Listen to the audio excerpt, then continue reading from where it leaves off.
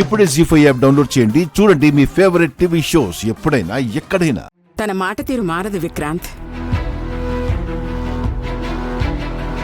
కుక్క తోకకు కర్రతో కట్టుకట్టి ఎన్నేళ్లుంచి తీసినా ఆ తోక వంకరగానే ఉంటుంది.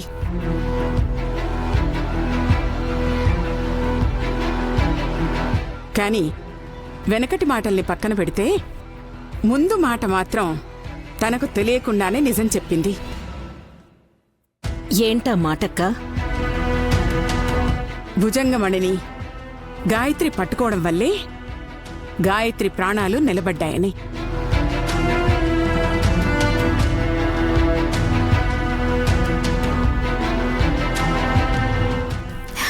నేను చెప్పానా?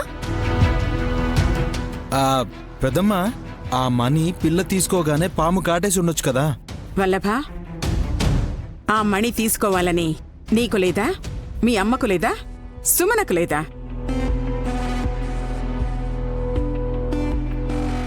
అబ్బో, ఆ విషయంలో వాళ్ళు చేసే ప్రయత్నాలు మామూలుగా లేవు పెద్దత్తయ్య గారు.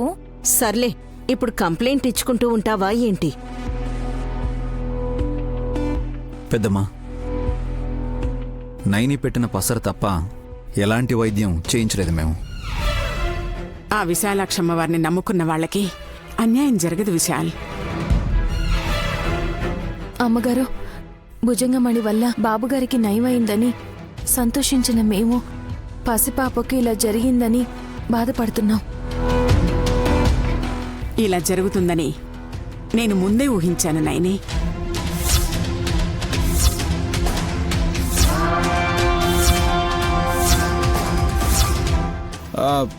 పాపకు పాము కాటేస్తుందని నీకు ముందే తెలుసా పెద్దమ్మా? పెద్దమ్మదల్లా మీకు కూడా దివ్య దృష్టి అబ్బిందా?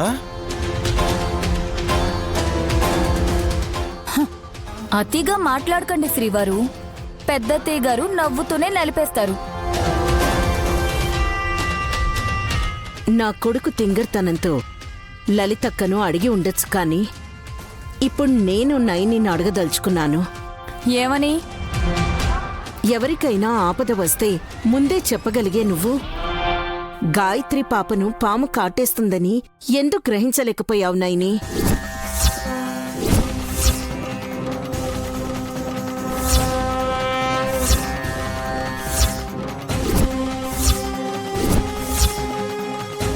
నిజమే కదా, పాముని చూసిన కంగారులో అసలు విషయమే మర్చిపోయాం.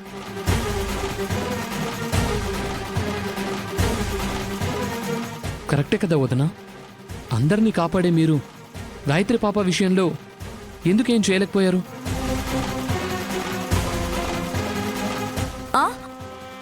అంటే ఆ పెద్ద బొట్టమ్మ ఉలుచిని ఎత్తుకుపోతుందే తప్ప పాముగా మారి పాపని కాటేస్తుందని మనమే గెస్ చేయలేదు. చెల్లెలా పసిగడుతుంది?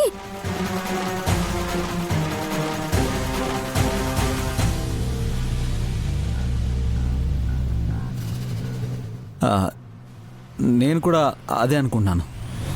అనుకోకుండా జరిగిన సంఘటన ఇది కాదు.